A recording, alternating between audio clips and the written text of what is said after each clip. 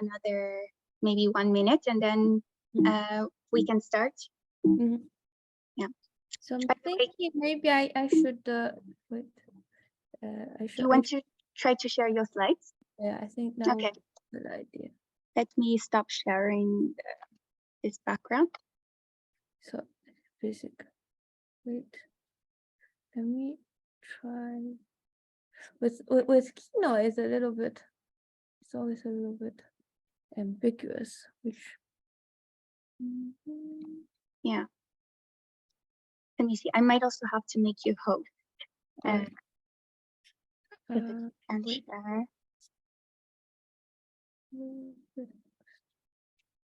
there's a little bit of a lag. Sorry. It's okay. Are you seeing my screen? Okay. Now we see your screen. Okay. No, sorry. Let me try again. I just.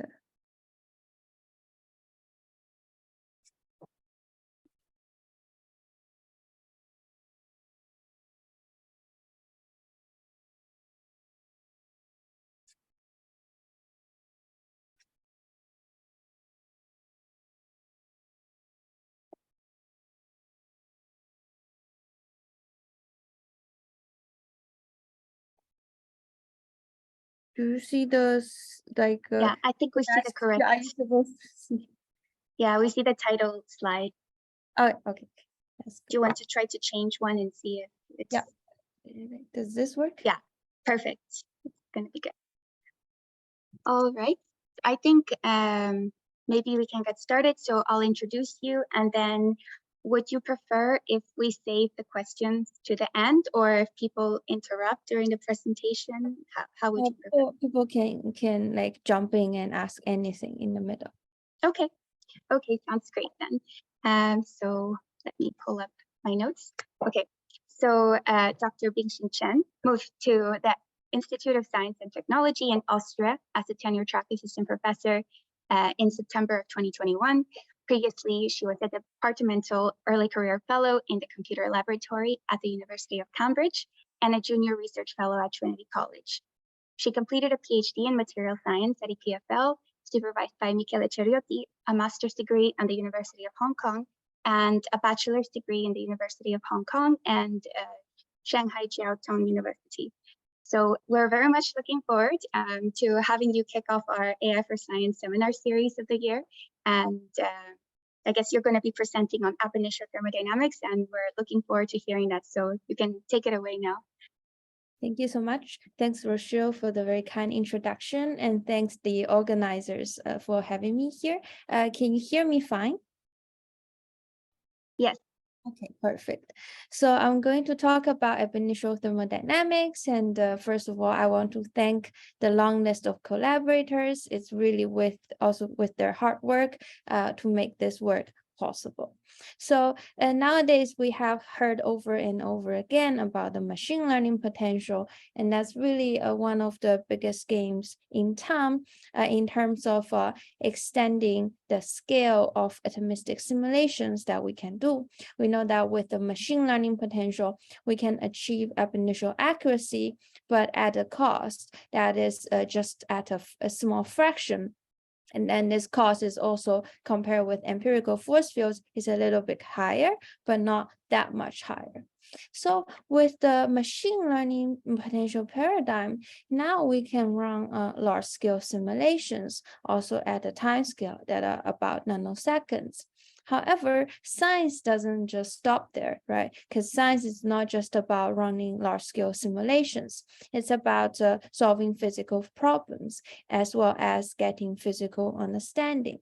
So with that in mind, today I would like to talk about, first I would like to talk about some applications of machine learning potential. So about thermodynamics, like specifically phase diagrams and chemical potentials. Then I'm going to talk about transport properties, namely the heat conductivity. And finally, I would also talk a little bit about the softwares that we have developed that may help you to streamline the usage of machine learning models in physics and chemistry. Okay, so the tool, our go-to tool for computing the thermodynamic potentials for computing the free energy is the so-called thermodynamic integration. And if you look at the expression of thermodynamic integration, it looks completely trivial. It's basically saying that if you have two systems, system A and system B, and if you can connect the two systems with a reversible thermodynamic path, then the free energy difference between them can be expressed as the accumulating the differential difference along this path.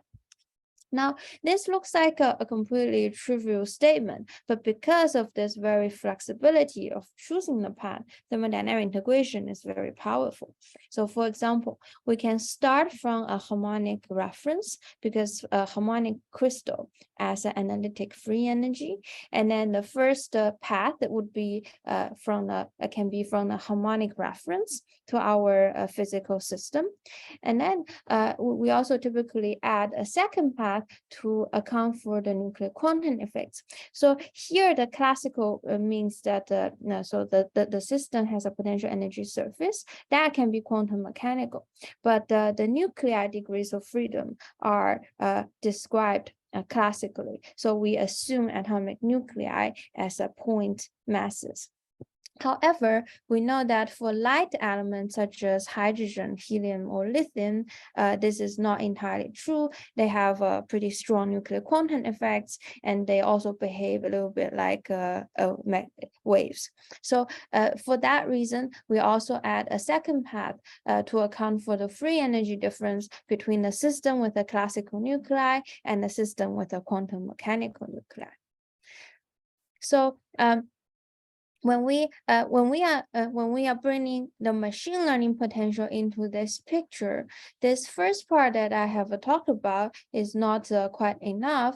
This is because we would like to achieve ab initio accuracy. However, any machine learning model would have some residue error, and this can come from many sources. For example, you have a little bit of residue error in the fitting, or it can also be that for certain space, for certain atomic configurations, the data set is a little bit sparse. It could also be that many state-of-the-art machine learning models neglect long-range interaction. So that's also a source of error. And for that reason, we also do this correction step to account for the error of our machine learning, or in this case, the neural network potential model. And first of all, I want to show you what can we achieve with this type of workflow. So we computed the first ab initio phase diagram of water. So this is the phase diagram of water that is based on the hybrid DFT level theory. So we considered graph B0 D3 to B0 D3 and B3 lib D3. We also considered nuclear quantum effects. So we can compare our phase diagrams at the DFT level with the experimental phase diagram, and they are already quite similar. And this quality of agreement is much better compared with the empirical force fields. And we can also see that this final correction step from the machine learning potential to DFT is rather important, because otherwise you can see the difference before and after the correction. And I want to talk now. I want to dive in and talk a little bit more on how we arrive at this ab initio phase diagram of water. And in fact, we didn't just start from the phases that are on the experimental phase diagram. We actually started the exhaustive search from a total of 54 phases of ice. And this includes all the experimentally confirmed ice phases, but also the rest are the hypothetical ones that theorists have proposed over the years. And when we were doing this project, we were hoping of finding new phases of ice that were not previously known experimentally. And to our disappointment, like as you can see, we computed the chemical potential for all 54. It just happens that all the low energy, all the low chemical potential phases of ice are the experimentally known ones. So basically, we didn't discover any new phases of ice, which is kind of disappointing. But on the other hand, this also confirms the completeness of the experimental phase diagram of water. Okay, so as I mentioned before, so we computed at the machine learning potential level. And this is because such computation is only affordable at the machine learning potential level. But then later we add a correction to bring it to the DFT level, as well as adding a nuclear quantum effect correction. And we can see that the nuclear quantum effects. So first of all, we can look at the magnitude of this correction on the right-hand side. And you can see this correction is about, it can be as big as 10 to 5 milli-electron volt per molecule. And because of this correction, it shifts the phase boundary, particularly, and not so much for the low pressure phase diagram, but you can see the major shift for the high pressure part. Now I want to talk a little bit about the potential itself, because I get this question a lot. How do you construct this potential? And what exactly did you put into this potential in order to describe the whole water phase diagram? Now, actually, in this potential, we only put liquid water configurations. You might be thinking, but wait a moment. You just used this to describe various ice phases. So how can it be, and why the potential can be extrapolated to describe ice phases? And to answer this question, let's first take a step back and think about what exactly is a machine learning potential. So for many state-of-the-art machine learning potential schemes, such as the Baylor-Palinello, like DeepMD, gap potential, and many others, the fundamental principle can be summarized using these two simple steps. The first step is that we have a bunch of atomic environment. So atomic environment means that I'm sitting on an atom, and then I basically have a cutoff radius, and then all the atoms, all the displacement of these atoms inside this sphere is like my atomic environment. Now, we have a bunch of atomic environment, and the total energy of my system can be, the potential energy can be expressed as the contribution from all the atomic environments centered on each atom. And then what machine learning potential does is just to make a function that predicts the atomic energy using the informations of the individual atomic environments. So you can think of it as a more sophisticated way of doing an interpolation between different atomic environment and predict the energy. Okay, so with that in mind, let's go back to this problem of ice and water. Now I'm making a sort of a comparison and about and how do we do this? I'll actually talk a little bit more towards the end of the talk. So here I'm showing you a similarity comparison between different structures of ice and liquid water. So the unlabeled ones here shows 1,000 selected structures of liquid water, and all the ones with the label is the structure of the 54 phases of ice that I have mentioned before. Now, you can see by and large, ice and water are different structurally, which shouldn't come as a surprise. And also this map also pick up more subtle things, such as the cubic ice and hexagonal ice. They are very close on this map, which makes a lot of sense because they are the most structurally similar ones. The interesting things happens if we do not just compare the whole structure, but if we just compare the atomic environments. So now in this map, the two blue patches shows the atomic environment for hydrogen and oxygen in the liquid water. So these are these two blue patches. And then the purple and red dots shows the atomic environments that are found in the 54 phases of ice. Now, the interesting thing is that you see the environment that we found in liquid water almost completely covers the environment in the ice phases. So what does this mean? This basically means that when we are looking at liquid water, when a machine learning model is learning from liquid water, it has already inadvertently explored and have learned about all the ice environments. So although the model have never seen ice before, it has already know about all the ice local environments. And it is for that reason that the machine learning turns out the machine learning potential that is only trained on liquid water can give pretty good predictions on these ice phases as well. So here I'm showing you the density and the lattice energy predicted by the machine learning potential compared with the ground truth. And you can see the machine learning potential gave a very good prediction, and the difference between the machine learning prediction and the ground truth is actually on par with the different settings of DFT, or even like the difference between just use different DFT codes. And that this is also true for dynamical property. Now we are plotting the vibrational property, the phonon density of states. You can see even there, the machine learning potential gave very good prediction for all the 54 phases.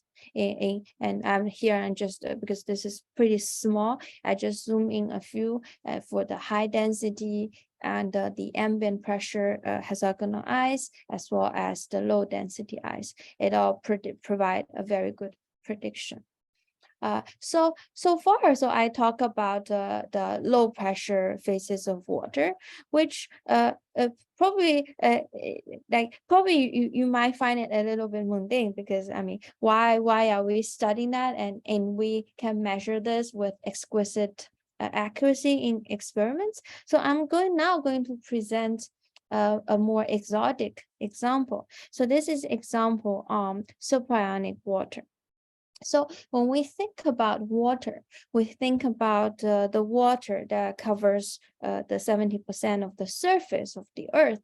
But actually, in the universe, most of the water are not this type of low pressure water at the surface of the planets, but most of the water in the universe are actually locked deep inside planets. Inside the planets at a high pressure environment. And unlike the ambient pressure water, which is like this sort of a Mickey Mouse shaped molecule, at high pressure, water becomes superionic, and which means that so we can see here we have the oxygen atoms, the red ones. They basically form a lattice, and it's like solid-like. And then we have the hydrogen atoms that basically behave like a liquid. It's just like a diffusing around in like a liquid in the oxygen lattice. Now the question is that, okay, so we know like there's superionic water, but we don't exactly know which form of a superionic water, because the oxygen lattice can take many crystal can take many crystal structures. It can be FCC, BCC, and so on. We also don't know what is under what conditions are these superionic ice phases stable. So with a relatively similar methodology, we computed the phase diagram of high pressure phases of water, and you can see here the pressure goes up to 400 gigapascal, and when the temperature is low, basically we have the ice 10, which is insulating ice phases. oxygen form a BCC lattice, and the hydrogen basically occupy between are shared between oxygen atoms.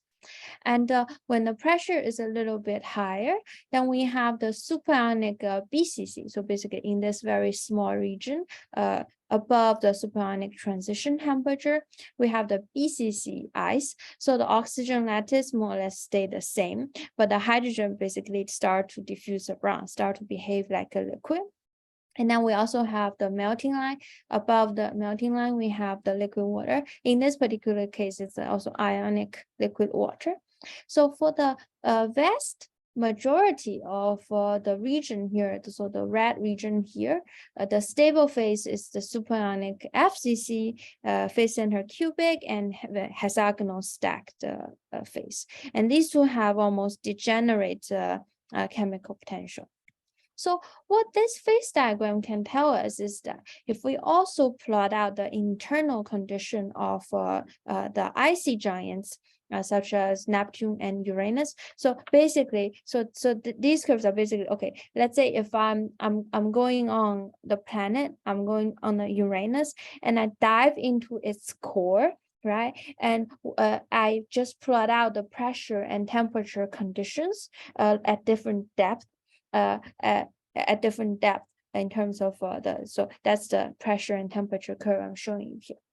So if you put the phase diagram and the internal condition of the planets together, then this basically tells you what is the composition of water in these planets. So in this particular case, when we are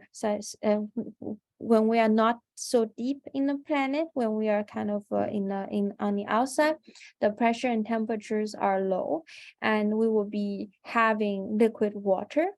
And then once we hit this phase boundary, when we are very deep inside the planets at a high temperature and pressure, then we'll be seeing superionic water.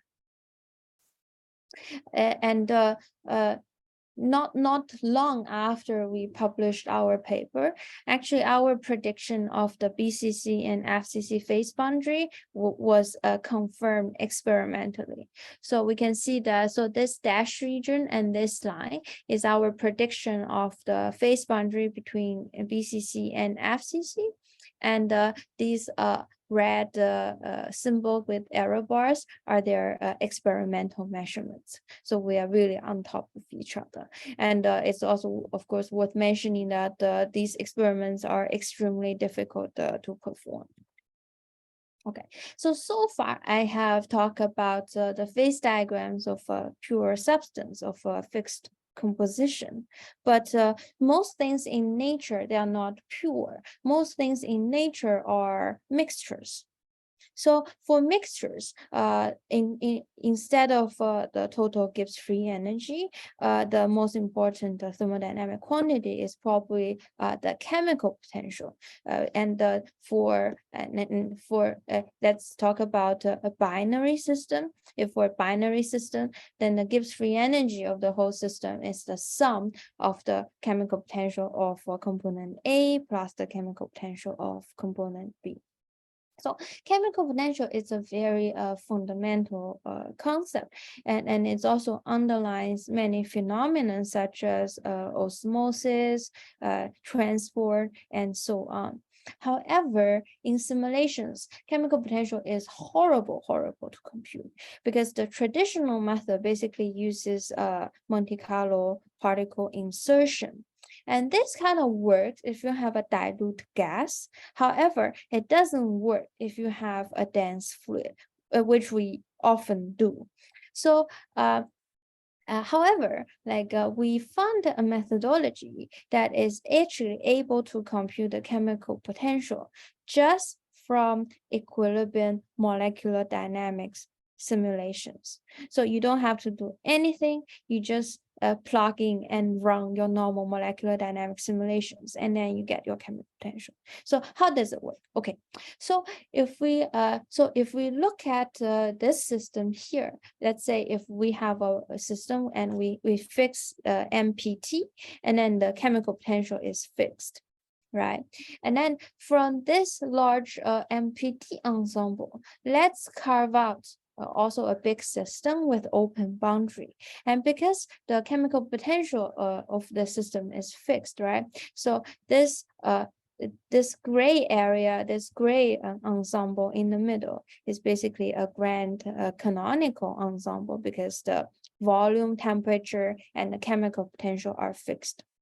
Now we can write, sorry, this is actually the free energy for this grand canonical ensemble, which is basically the log of this partition function. So this is just the standard statistical mechanics. Now, now the interesting thing is that if we look at this grand canonical free energy, and if we take the first derivative with respect to the chemical potential, we get the average number of particles inside the gray area. If we take the second derivative, we basically get the fluctuation of particles. Now, if we bring these two together, we basically arrive at this expression. So the fluctuation is related to the partial average number of particles, partial chemical potential. Now notice that this partial average number, this average number of particles is basically just the concentration, right? It's the concentration times the volume. So what this expression tells us is that the derivative, so if you invert this, right? So the derivative of the chemical potential with respect to concentration is related to the fluctuation, particle number fluctuation. Okay, so this means that we can run our simulation at different concentration, and then we collect the fluctuation. And from there, we can arrive at the chemical potential just by integrating along different concentration, right? So that sounds to be easy. However, there's a caveat. So this expression, it's great, but it has very large finite size effects. So why is that? Because this gray system, right? This system has an open boundary. So the particle inside and outside, they are interacting. And this gave rise to a huge finite size effect, because even if you have a system with like a 100,000 of atoms, will be a significant fraction of atoms that are lying on around the surface and are interacting with the particle outside. So what do we do? So turns out that the solution is that, okay, forget about this grand canonical ensemble. Let's just look at this MPT ensemble. So we can write the particle density distribution. So the particle, so this is the one body density, particle density function, which is only defined on the instantaneous position of each particle. We can also have the two body density correlation function, which is a function that depends on the position of two particles.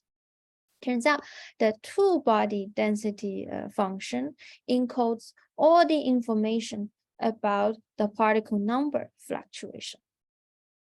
And moreover, we don't even need to compute directly this two body correlation function because turns out the structure factor, so the static structure factor, and if you extrapolate that to the k=0 limit, that gave us the particle fluctuation. So I'm gonna take a pause here to see if there are any questions.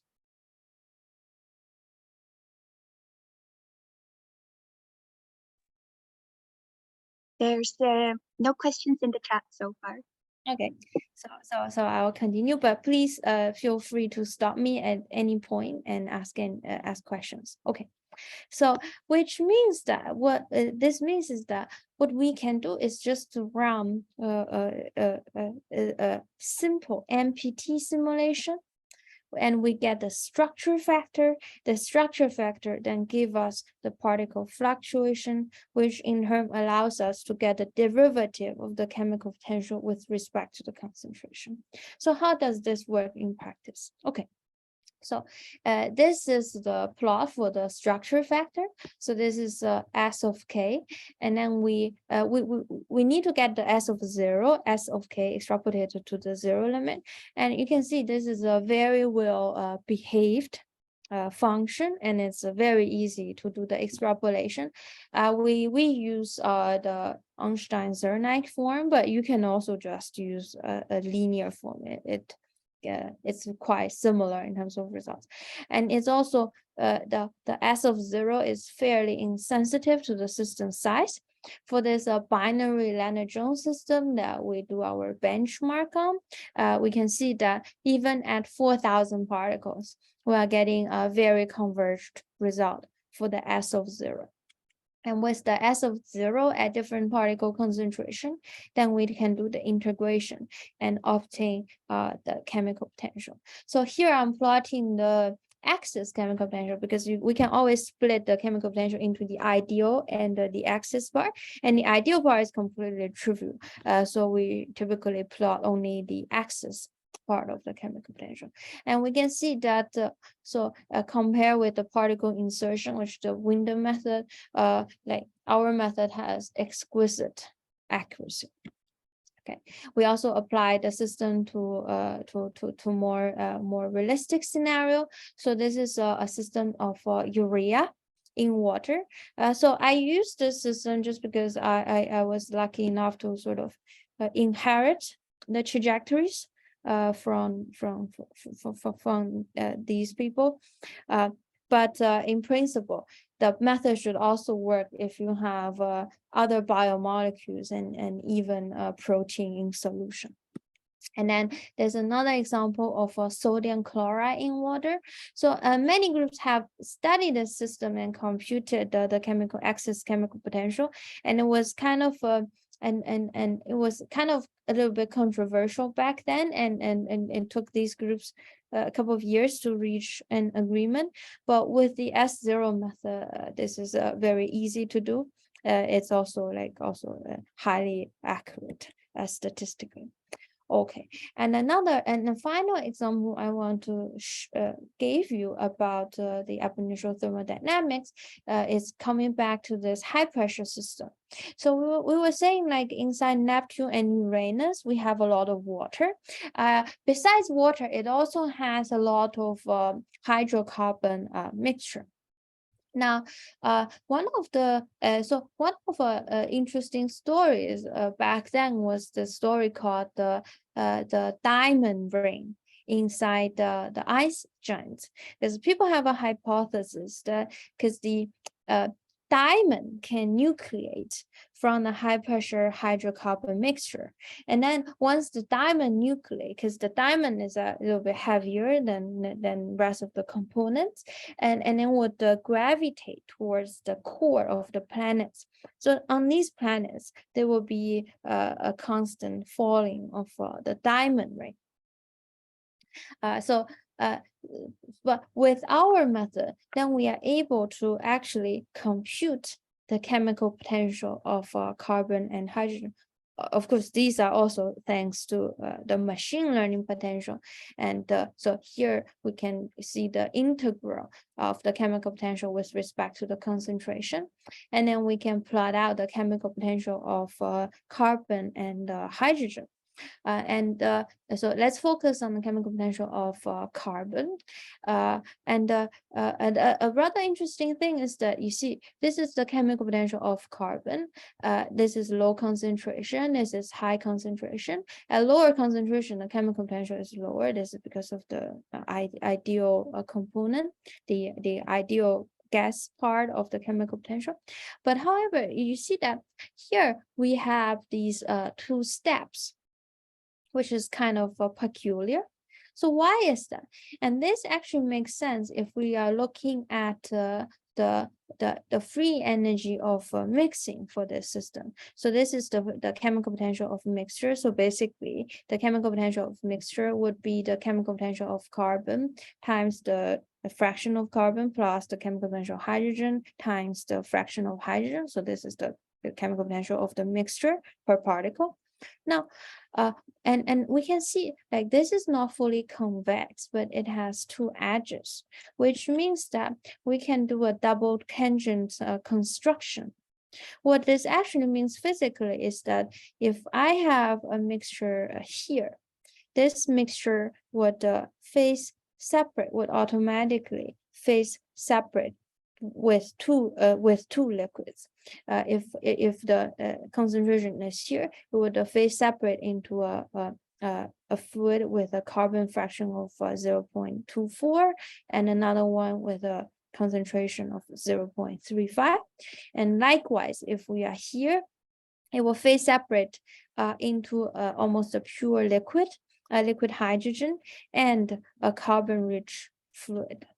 To show this intuitively, at that region, basically, if you run a large-scale simulation, you can see domains with almost no carbon, with almost pure hydrogen, and carbon-rich regions. Now, what does it mean? So what's the implication of this when it comes to a diamond nucleation? So what this means is that if you have a liquid with a low concentration of carbon, it doesn't really matter. This is because this fluid will still phase separate to form pure hydrogen and this carbon-rich fluid. And if diamond nucleation happens, you can imagine it would always happen in the carbon-rich part, not in the carbon poor part. And because of this, and because of this mechanism, we found that there's a zone which we call the depletion zone inside planets. So in this depletion zone, no matter how low is the carbon concentration, diamond nucleation is always thermodynamically favorable. Now, again, if we compare the location of this depletion zone with the internal condition of Uranus and Neptune, you can see that it doesn't really overlap with Uranus, but it may have a small overlap with Neptune, which means that diamond nucleation, it can be very difficult on Uranus, but it may happen on Neptune, which then would explain why these two planets, they are very similar in size and temperature and composition, but they behave in very different ways. So their luminosity is very different, which has been a long-standing puzzle in the planetary science community.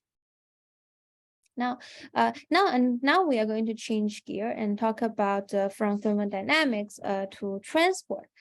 So I'm going to talk about heat conductivity, and heat conductivity is of course a very key metric for many applications, such as like fluid dynamics, weather, and also all the energy, all the power systems. Now, the traditional way of evaluating this quantity is the so-called Green-Kubo relationship, which make use of the autocorrelation function of the heat flux. Now, this expression is actually already problematic because this is basically integration from the 0 to an infinite time. But in reality, you can't do that, right? Because first of all, the simulation is not infinitely long. And secondly, because there's a noise in your signal, in your autocorrelation function. So if you integrate a lot, and then you would also amplify this noise. So, another more fundamental issue is that, okay, if we look at the definition of the heat flux, it's actually yield-defined. So it has two components. The first component relies on atomic energy, which is actually not well defined because the atomic energy comes from the atomic interaction, but the atomic interaction are intrinsically long-ranged and many-body. So you cannot partition this long-range and many-body interaction into a local point. And the second thing is that it relies on the pairwise forces between two atoms. That is again problematic if you have a many-body interaction. There are ways around this, and so for example,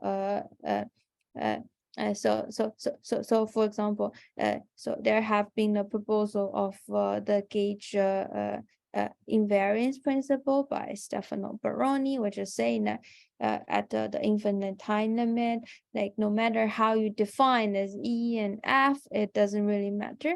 But that is a principle that is strictly valid at the infinite time limit. But in finite simulations, this is not guaranteed to be true. Okay. However, what we propose is that one actually can bypass the Green-Kubo relationship altogether, and again, just get the heat conductivity from molecular dynamics simulations, from the trajectories of molecular dynamics simulations. So remember about this particle density field that we talked about when we were talking about the chemical potential, the structure factor. Now, turns out if we also consider the time dependence of this particle density field, so if we get the autocorrelation function of the particle density field, there's rho of k. So this is k is a different wave vector. Right. So it turns out the autocorrelation function of rho of k has two components. So the first component is the exponential decay mode, which actually corresponds to the heat propagation. And the second mode is this oscillating mode, because you see this cosine term here. It corresponds to the sound propagation. So which means one can get the particle density field and get the autocorrelation function and fit the autocorrelation function to the hydrodynamic equation and extract out the heat conductivity as a fitting parameter. I mean, if you wish, you can also get the speed of sound and sound attenuation as fitting parameters too. But for now, we are primarily interested in the heat conductivity. So how does it work? Again, we first do a benchmark on the Lennard-Jones system. And in this system, we can see that, I think the dashed line is the simulation and the solid line is the fit. The solid line is the simulation, the dashed line is the fit. But okay, they are pretty much on top of each other anyways. And this is the autocorrelation function. You can also fit this thing in the Fourier space, right? You can also fit the power spectrum. And then you can extract out the heat conductivity at the finite value of K, and then extrapolate to the K equal to 0 limit, which then gave rise to the macroscopic heat conductivity. Now, for the Lennard-Jones potential, one can still use Green-Kubo without much problem. So we can compare with the Green-Kubo value. So we can see how this approaches the Green-Kubo value at the low K limit. And we also did this at many different conditions, and it basically all agree with Green-Kubo. But with that, but because we do not rely on the partition of atomic energy and pairwise forces, so this scheme can be used for arbitrary systems as long as you have a molecular dynamics trajectory. This is post-processing step. So we also computed the heat conductivity for a high pressure hydrogen fluid. So this is again described using a machine learning potential. So we get the autocorrelation function of the density waves, and then we can extract out the heat conductivity. Okay, so next I'm going to jump to this more software aspect of things. Maybe I should also pause here to resolve any questions regarding the application. Yes, so there's a few questions in the chat. There's two more general ones that I'll save to the end, but I can ask one. Somebody asked, great talk. I'm a theoretical researcher who does only standard and enhanced MD simulation so far. To me, at which high pressure is the water considered to be superionic in your work? In this, I guess, yeah, that was for the first one. Yeah. Okay, so let me go back to the superionic phase diagram. So essentially sorry, it's probably going too far back. Okay, so essentially the superconductivity is characterized by the diffusivity of hydrogen.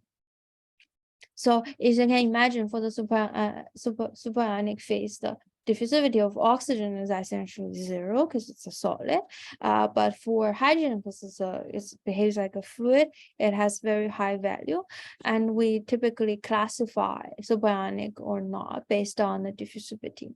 And in this particular case, at the low temperature, you can see FCC and BCC are insulating. But when you hit a threshold, then the conductivity reaches a certain value, and then we classify them as superionic. All right, thanks. Those were all the questions on these 2 parts. Great. So I'll move on and talk about the more software-related things.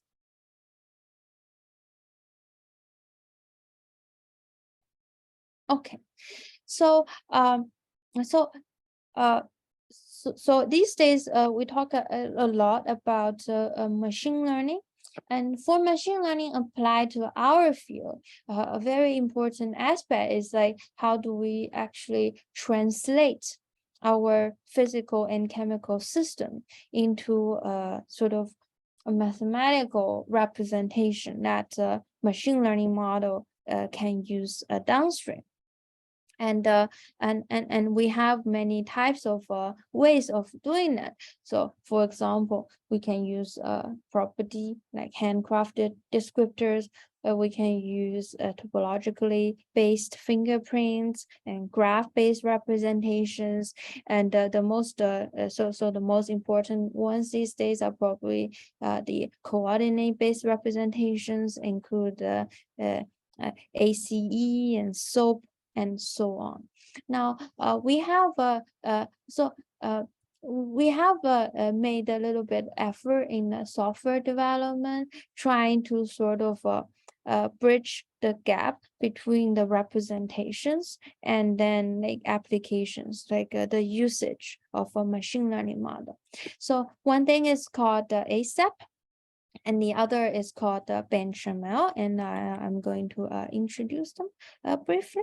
So the logic behind ASAP is that so when we're doing our research, right, when we're fitting machine learning potentials, when we are curating the data set, particularly the training set of the machine learning potential, or when we analyzing our MD trajectories and so on, there are many tasks that we need to do over and over again.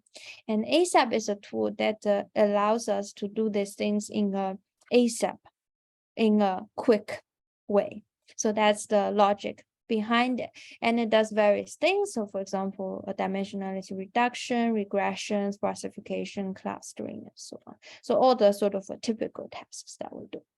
And to use it, it's very simple. So after a pip install, typically we have, it is a Python library. It has a Python API, but it also has a command line interface, which I find to be quite handy. So how do you use it is basically, okay, it's usually a 2-step process. You first type in this command, ASAP generate descriptors, and this is you reading your files of various formats that contains the structures, and then generate the descriptors. So you can use SOAP, which is my go-to, but you can also use some other ones. And then you type in another command to do another downstream task, such as you make a map, you make a dimensional reduction, or you do a cluster, you do a fit. This is all included in one command line. Okay, to give you some examples. So here we are. And by the way, so you see the snippets here. So these are the actual commands that we used to generate these plots. So the figure you see, this is the exact command that we used. Okay, so this is a toy example of alanine dipeptide, and which is one of the smallest like protein peptide.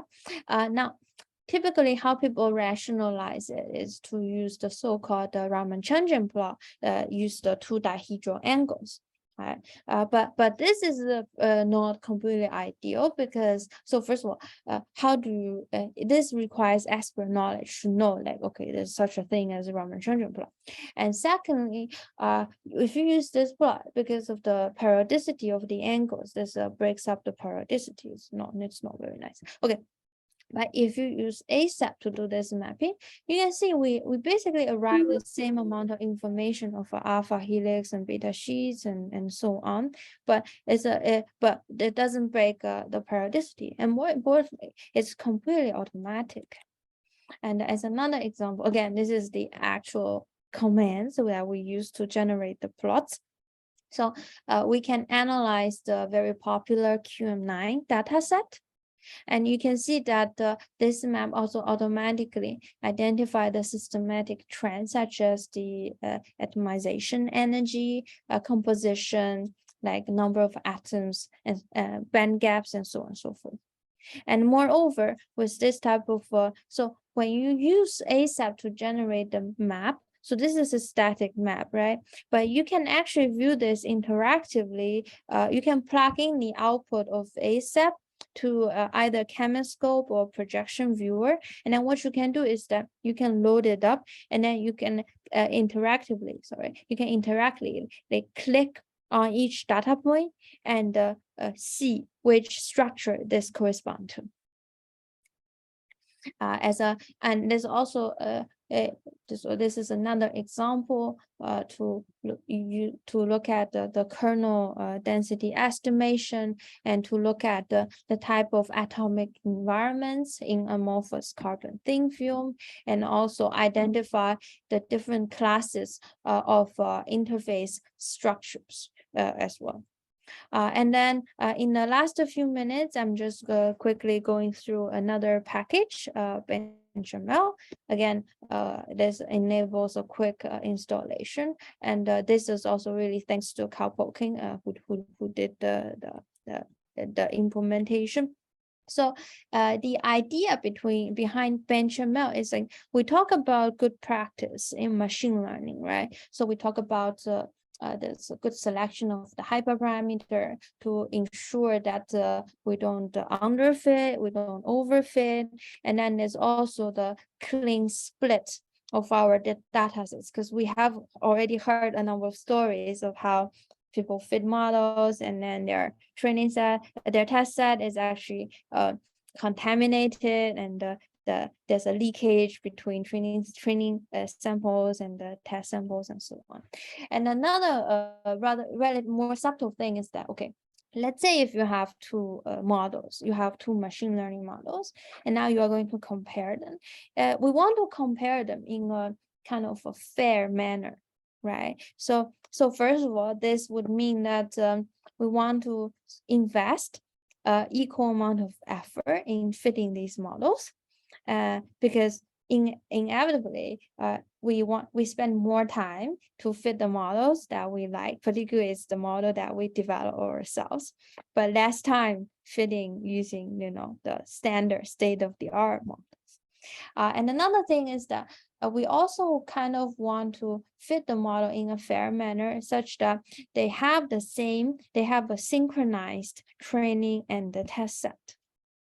So to ensure these, the idea behind Bingqing is like, so the crucial part is like, one is the synchronization of the splits when we are fitting different models. So we fit the models in a high throughput manner, and we always ensure the synchronized splits. So this is one thing. And another thing is that it's also a synchronized validation split to select the hyperparameters, and the hyperparameters are selected automatically. So this ensures the selection of hyperparameters are near optimal, and so that when we fit different models, we also are fair to them because we gave both like good hyperparameters.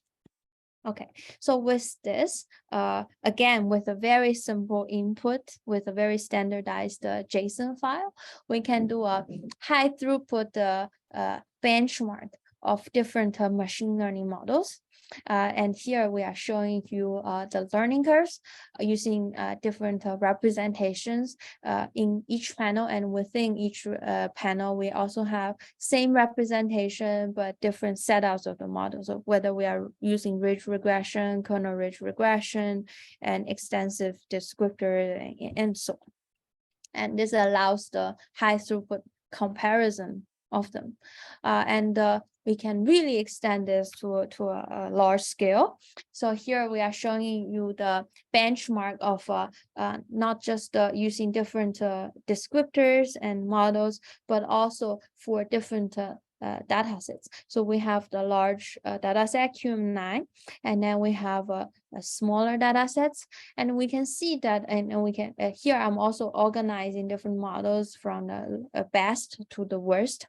So basically we can see that so the orange one is a SOAP. So SOAP is quite advantageous for large for large data sets, but for very small data sets, then we can see like the models based on the topological descriptors or physical chemical properties, and becomes more advantageous. Okay, and this type of high throughput sort of benchmark of models also review some rather interesting insights, I would say.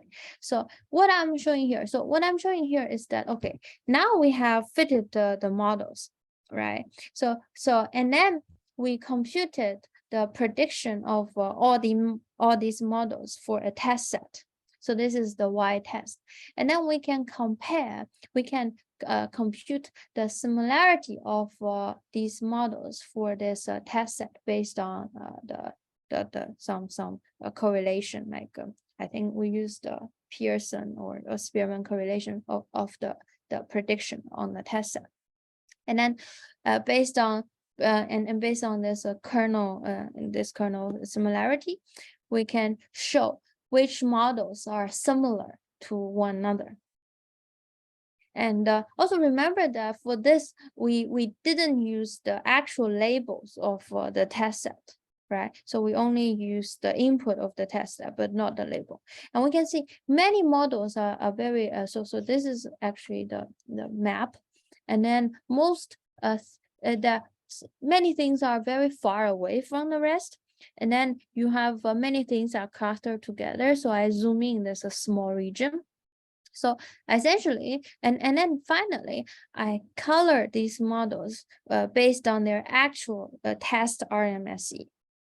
And the interesting thing is that you see all the models that are very similar to each other, they are also good.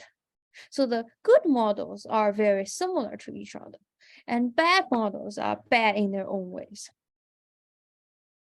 And also, again, so this comparison, we didn't use the label. We didn't use the actual label of the test set. So which means that if you don't even have the labels, we can, and we still want to tell which models are good, we can already make an educated guess based on the similarity. And actually this, we don't even need a test set for this. So we can also compare the model similarity using the kernel matrix of selected samples. And from this, we basically find the similar trend. Okay, and finally, just last 30 seconds, I also want to talk about the usage of bench ML as a baseline correction, because we have read a lot of we have read a certain amount of papers who claim that okay, so this is the state-of-the-art performance, and then this is the performance of their model, but occasionally the baseline, the so-called state-of-the-art, was not well adjusted. They didn't spend enough time to fit the baseline model. And what happens is like we were there are actually a couple of literature results. What we found is that, so this is their state of the art, and then this is their new method, and their new method massively beat the state of the art. However, if we take the state of the art descriptor and just use BenchML, use the default setting, you see our baseline is actually much better than their baseline. It's even better than their new model. So that's another use of benchmark. So with this, I would like to wrap up. So today I talk about the ab initio thermodynamics and transport, and also some software tools that I hope can also be useful to you. Thank you so much. All right, thank you, Bingqing. You have actually quite a few questions, so let me see. I'll ask them in the order that they were asked. So the first was, it's a bit general, but it says, may I ask your ideas or comments on the recent advancement of the new types of ML potentials, like graph neural networks, so for atomistic simulations and ab initio thermodynamics. Thank you. Yeah. So I think they are great. I think these new models, in particular, NeQuip and other equivariant message passing neural networks, they have shown to be very data efficient. So and we in our group we also have started experimenting with them. It's also a little bit of timing issue, right? Because not all these sort of new machine learning models, they have a good implementation in labs with real stress and so on. So some of the implementation do, some of them don't. So it does seem like they are more data efficient. Although in terms of real applications, we will still, for some of them, we have to wait at the point like they have a very efficient implementation in labs that we can use. All right, thank you for the answer. Somebody else asked, regarding machine learning, it seems that you are still preferring classical algorithms, which are not very portable across different systems. So have you considered new algorithms such as reinforcement learning? That's the question. Yeah. So I think, I mean, okay, so do you mean like the construction of the potential or the running of the potential? Because for the construction of the potential, I'm actually not aware of any work that is like based on reinforcement. There are many that are based on active learning. So basically, you train a generation of machine learning potential and then you iteratively refine it. That we also use, and that basically everybody use. Okay, yeah, they don't specify if they were referring to the construction or not. So if they write in the chat, we can see. But in the meanwhile, I can ask the other question. So that Professor Dr. Cheng, thanks a lot for your amazing speech. What are your valuable suggestions to young researchers who do these simulations and try to utilize ML to study chemical and biological systems? Thank you. Well, I'm really not in a position to answer such things. But I mean, but in general, I like one thing that I mean, this is really not my suggestion, but this is really just I use it as a venue to discuss and get some new ideas. I mean, it also can be a little dangerous, the current trend, right? Because the MD packages, so we have standardized softwares like such as LAMS and GROMACS, and and like maybe now I sound like an old person. I have this fear that the knowledge about MD and about StatMech are actually sort of declining in the younger generation. So I don't know whether it's whether I don't know whether it's a bad thing or it just means that there are so many tools available. I don't know. So you think that students should study first to get a good foundations in StatMech and then focus more on ML? Right? Because I think people tend to like people that are similar to themselves. And people are biased that way, right? Because I'm also biased this way. I feel like that was sort of the route that I have taken. Right. Oh, there's one more question just came in and it says, hi, Professor Cheng. I want to fit high entropy alloy potential for MD simulation using lamps. Is it possible for example, lamps, is it possible to get it by training the raw data from ab initio calculations, for instance, that with ML algorithms, and how? So this seems, well, you can answer.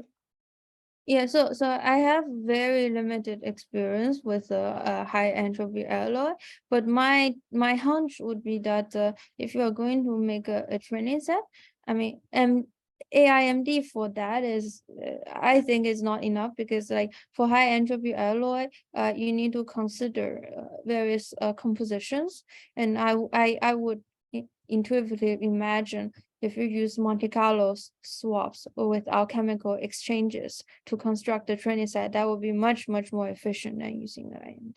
That's my hunch, and I think for that one should also consider using a surrogate model like a EAM potential to have the first generation of the training set, and then iteratively refine.